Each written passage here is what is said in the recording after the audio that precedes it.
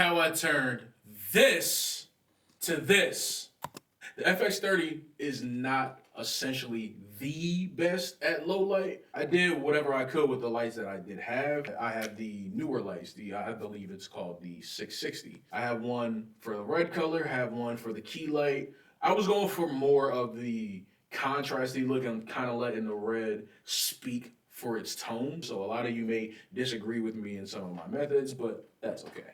So the first thing I did, I always put like some kind of noise reduction. Nothing really too crazy. I didn't even do anything to the settings just yet. Obviously you can see here. I only put it on just to see where, like, before and after, if I show you on the full screen.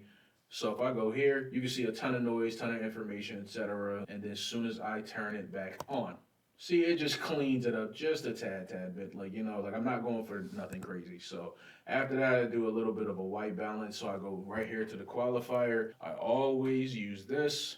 And then when I turn this on, I'm more so just focusing mainly on my beard, my hair, some of the speakers, some of the, like, the little details in the background. So if I go ahead and, as you can see, I'm not really going for like too much. I'm going for anything that's a little too bright. So I might even just leave it right there because I think that's a sweet spot. And then I soften it up just a tad.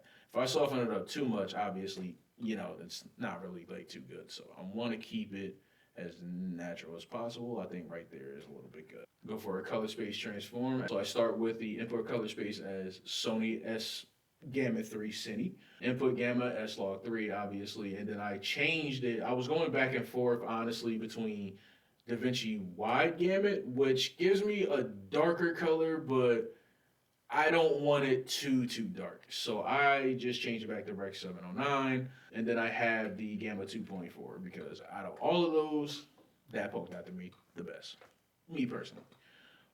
Okay, so that's where I'm getting a whole bunch of color information from. So I'm gonna tone down the color boost, gonna tone down the tint. I use one of my LUTs to kind of like give a more of a contrasty feeling because I know like some of the purple that's right here coming from here, and it looks nice, but that's not what I'm really going for. I probably would just leave it alone right here, but I want to do a little bit more. So after that, this is where it gets tricky. Yeah, and I'll show tutorials about this in a second because this was something I learned off of YouTube. This is one handy trick that I always use in my color grades. I just lift the shadows just a tad. What I can do for next time is, if the budget allows, I'll be able to use some kind of tube light to give more into the background. That's pretty much my process, guys. Stay tuned. Like, comment, share, subscribe. There are going to be more of these. Peace.